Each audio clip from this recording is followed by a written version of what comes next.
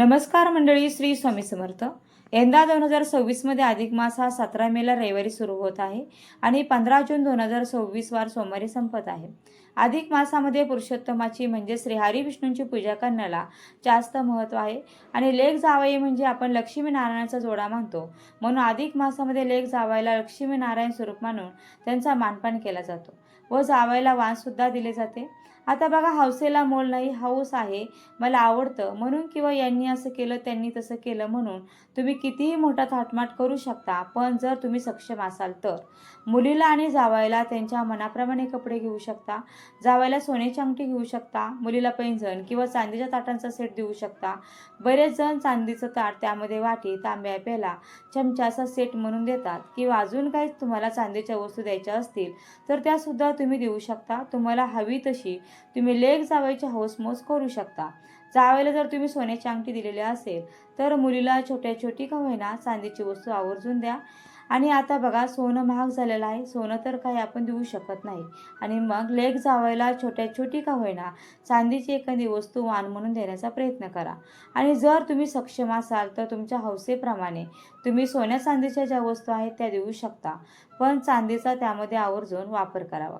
आता आपण या व्हिडिओमध्ये बघा, जावयाला वाण द्यावे की नाही, कधी द्यावे, का द्यावे, कसे द्यावे, याशिवाय आपण वाणामध्ये अशी एक वस्तू आहे ती सोन्यापेक्षाही मौल्यवान आहे, तर ती कोणती आहे ते देखील मी तुम्हाला सांगणार आहे. तसेच अधिक महिन्यात या एक दिवशी जावयाला मात्र आपल्याला बोलवायचं नाही, तर तो दिवस देखील कोणता आहे ते देखील मी व्हिडिओच्या शेवटी सांगणार आहे.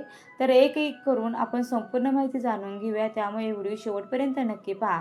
आणि ही माहिती तुम्हाला कोठेही सहज मिळणार नाही, त्यामुळे व्हिडिओ स्किप न करता अगदी शेवटपर्यंत नक्की पहा. आता पहिला प्रश्न असा आहे, जावयाला वाण किती दिवस द्यावं? तर बघा, लग्न झाल्यावरती पहिल्या वर्षी ज्या वेळेला आपण जावयाला वाण देतो तर ते दणके साजरे केलं जातं, म्हणजे जावई त्यांच्या घरच्या मंडळींना जेवायला बोलवलं जातं. अधिक महिन्याला धोंडा मास असं देखील म्हटलं जातं. अशा वेळेला पूर्णाचे धोंडे केले जातात आणि म्हणून त्याला धोंडा मास म्हटलं जातं. हल्ली तर अधिक मासाला सोहळ्याचं रूप आल्यामुळे चांगल्या रांगोळ्या काढल्या जातात. अधिक मास किंवा अधिक वाण असं रांगोळीने फुलाने लिहिलं जातं. मोठ्या रांगोळ्या काढल्या जातात, अनेक पदार्थ ठेवले जातात आणि अत्यंत हौसेने अधिक मास किंवा अधिक वाण केलं जातं. परंतु प्रत्यक्षात जे अधिक वाण करण्याची जी पद्धत आहे ती अगदी सोपी आणि साधी आहे. एखादा शुभ दिवस किंवा चांगला दिवस बघून लेकीला जावयाला किंवा त्यांच्या घरातील सगळ्यांना आपण घरी जेवायला बोलवायचं. घरी आल्यानंतर थोड्याशा गप्पाटप्पा होतात आणि गप्पाटप्पा झाल्यानंतर पहिल्यांदा लेक आणि जावई यांना आसनावर पूर्वेकडे तोंड करून बसवायचं, त्यांना ओवाळायचं आणि नंतर आपण त्यांना केलेलं वाण द्यायचं. आता ते वाण कसं द्यायचं, तर एका ताटामध्ये 30 आणि 3 अनारसे म्हणजे 33 किंवा बत्ताशे किंवा म्हैसूर पाक, पण पहिल्या वर्षी मात्र अनारसे द्यावे बरं का. ते ठेवावे, 5-6 आंबे ठेवावे, एक चांदीचं निरांजन त्याच्यात ठेवावं, नंतर एखादा रुपया त्याच्यावर ठेवावा, त्याला झाकावं आणि असं वाण आपण जावयाला द्यावं. आता बरेच जण म्हणतात, असं झाकून वाण का द्यावं? ज्या वेळेला आपण कुठलंही वाण देतो त्यावेळेला ते पहिल्यांदा झाकून दिलं जातं. त्यांच्या हातात देताना ते आपण झाकण काढून घेतो आणि नंतर ज्या वेळेला आपण तिथे निरांजन एक दिलेले असते तर निरांजन आपण प्रज्वलित करायचे. त्या निरांजनाने जावयाचं लेकीचं औक्षण करायचं आणि निरांजनाने प्रज्वलित केलेलं अनारसे आंबे असलेलं ताट आपण जावयाला वाण म्हणून द्यायचं. आणि मग त्याच्याबरोबर त्यांना काही आपण जे काही कपडे वगैरे घेतलेले असतील ते द्यायचे. लेकीचं छान साडीचोळी देऊन ओटी भरायची. आलेल्या मंडळींना सुद्धा आपण तयारी केलेली असेल तर ते द्यायचं आणि अशा तऱ्हेने अधिक वाण हे दिलं जातं. वाण देऊन झाल्यानंतर छान छान पाणी घ्यायचं, म्हणजे काय तर त्यांच्या ताटाभोवती रांगोळी काढायची. अधिक मासात विशेषतः धोंडे केले जातात. ते धोंडे किंवा इतर काही पदार्थ असतील केलेले तर ते छान त्यांना सागर संगीत जेवण वाढायचं आणि त्यांना आग्रह करून छान जेवायला घालायचं आणि अशा तऱ्हेने अधिक वाण हे साजरं केलं जातं. आता हे अधिक वाण किती वर्ष करायचं? पहिले 5 वर्ष तर आपण करू शकतो, परंतु जोपर्यंत आपल्या अंगात शक्ती आहे, आपल्याला शक्य आहे तोपर्यंत आपण लेक आणि जावयाचं असं कौतुक करू शकतो. अगदी दरवेळेला चांदीचं ताट किंवा असं दिलं पाहिजे तसं दिलं पाहिजे असं काही नाही. इतर वेळेला आपण एखादी वस्तू दिली तरी सुद्धा चालू शकते, कारण जावई आणि लेक यांना लक्ष्मी नारायणाचा जोडा आपण मानतो आणि म्हणून अधिक मासामध्ये त्यांना आपण वाण देत असतो. म्हणून जितके दिवस आपल्याला शक्य असेल तितके दिवस आपण दिलं तरी सुद्धा चालू शकतं. आणखीन असा प्रश्न विचारला जाऊ शकतो की अपूपदान म्हणजे काय?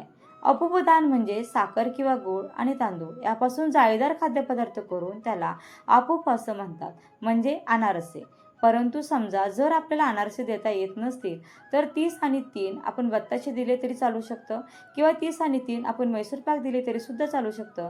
कारण अनारसे, बत्तासे आणि मैसूर पाक या सगळ्यांना जाळी असते आणि म्हणून अनारसे आणि बत्तासे यांना सुद्धा आपण वाण म्हणून देऊ शकतो. आणखीन असाही प्रश्न असू शकतो की चांदीचं ताट देणे आवश्यक आहे का? तर मला अगदी आवर्जून सांगायचं आहे की कुठलाही सण किंवा वाण हे ऋण काढून करू नये, असं मला मनापासून वाटतं. चांदीचं ताट नाही दिलं तर आपल्याला तांब्याचं तबक दिलं तरी सुद्धा चालू शकतं. छोटंसं तांब्याचं भांडं दिलं तरी सुद्धा चालू शकतं. हे सगळं आपल्याला यथाशक्ती आपण आपल्या जावेला दिलं तरी सुद्धा चालू शकतं. आता काही जणांचं म्हणणं आहे की आम्हाला जावईच नाही, लेकच नाही, मग काय करायचं? मग अशा वेळेला मानसकन्या असेल, पुतणी असेल, आपल्या घरची एखादी लेक असेल, तिला दिलं तरीही चालतं. नाहीतर गुरुजींना सुद्धा आपण हे अधिकाचं वाण देऊ शकतो. आता सगळी एवढी माहिती सांगितल्यानंतर बऱ्याच जणांच्या मनात प्रश्न येईल की आम्हाला हे शक्य नाही तर हे दान द्यायलाच पाहिजे का? तर अधिक असं वाण केलंच पाहिजे का?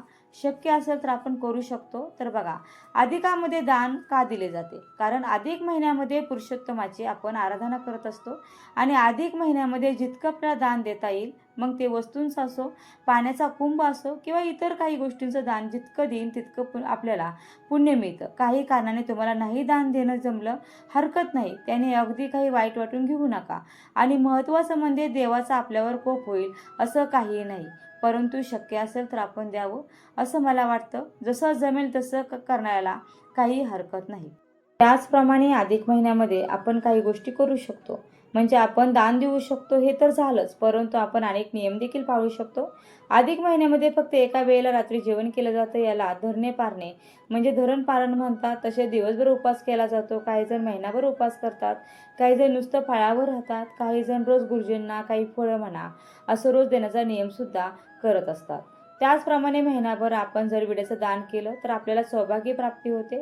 या महिन्यामध्ये गायीची पूजा करावी. पहिली पोळी गायीला आणि शेवटची पोळी कुत्र्याला आपण दररोज नित्यनेमाने द्यावी. तसेच या संपूर्ण महिन्यामध्ये ज्यांना दानधर्म करणे शक्य नसेल अशांनी शुक्ल आणि कृष्ण द्वादशी, पौर्णिमा, कृष्ण अष्टमी, नवमी, चतुर्दशी, अमावस्या अशा तिथींना आवश्यक दान करावे. याशिवाय अधिक महिन्यामध्ये आपण काय करू शकत नाही तर अधिक महिन्यामध्ये आपण नवीन घरात राहायला जाणं, वास्तुशांती करणं, लग्न करणं, मुंज करणं, नवीन गाडीची किंवा दागिन्यांची खरेदी करणं या गोष्टी अधिक महिन्यामध्ये केल्या जात नाहीत. जावई हा लेकीचा आयुष्याचा आधार असतो आणि म्हणून त्याला विष्णूंचं रूप मानलं जातं. त्यांचा मान सन्मान केला जातो. पण सन्मान म्हणजे फक्त महागड्या वस्तू देणं नाही. खरं वाण ते असतं जे आयुष्यभर उपयोगी पडतं, जे मनाला आणि आयुष्याला दिशा देतं. ते दिसायलाही खूप साधं आहे, पण तिचा परिणाम मात्र खूप मोठा आहे. आपण जावयाला कपडे देतो, सूट शर्ट, पण ते किती दिवस टिकतात? काही वर्षांनी ते जुने होतात. पण भगवंतांचं ज्ञान ही श्री भगवद्गीता किंवा विष्णू सहस्रनामाचं पुस्तक काहींना वाटेल इतकं साधं, पण इथेच खरी ताकद आहे. जेव्हा तुम्ही जावयाच्या हातात हा ग्रंथ देता तेव्हा तुम्ही फक्त पुस्तक देत नाही, तुम्ही त्यांना आयुष्य जगण्याची दिशा देत असता. तर या अधिक मासात कपड्यासोबत किंवा इतर वाहनासोबत एक पवित्र ग्रंथ नक्की द्या. तर ही जी वस्तू आहे जी जावयाच्या विचारांना आणि आयुष्याला दिशा देते, तर तुम्हाला शक्य असेल तर ही वस्तू तुम्ही नक्की देऊ शकता. त्याचप्रमाणे त्यांना एखादी छोटी तुळशीची माळ किंवा तुळशीचं रोप भेट म्हणून देखील देऊ शकता. कारण भगवान विष्णूंना तुळशी अतिशय प्रिय आहे. तसेच भगवान विष्णू यांचा आशीर्वाद मिळवण्यासाठी अधिक मासात दीपदान केलं जातं आणि याला खूप जास्त महत्त्व देखील आहे. यामुळे जावयाला चांदीचं निरांजन नक्की द्या. नाही शक्य तर तांब्याचं द्या, पितळाचं द्या. जावयाला चांदीचं निरांजन दिल्यामुळे आपल्याला माता लक्ष्मी आणि भगवान विष्णूंचे आशीर्वाद मिळतात.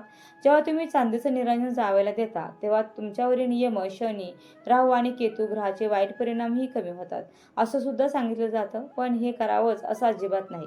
साधा आणि सोपं धोंड्याच्या महिन्यात कोणत्याही एका दिवशी शुभ दिवस बघून तुम्ही कॅलेंडरवर बघितलं तर त्यावर लिहिलेलं असतं शुभ दिवस म्हणून. तर त्या दिवशी तुम्ही कोणताही वार वगैरे असू द्या तर जावयाला आणि लेकीला आपल्या घरी बोलवायचं आहे.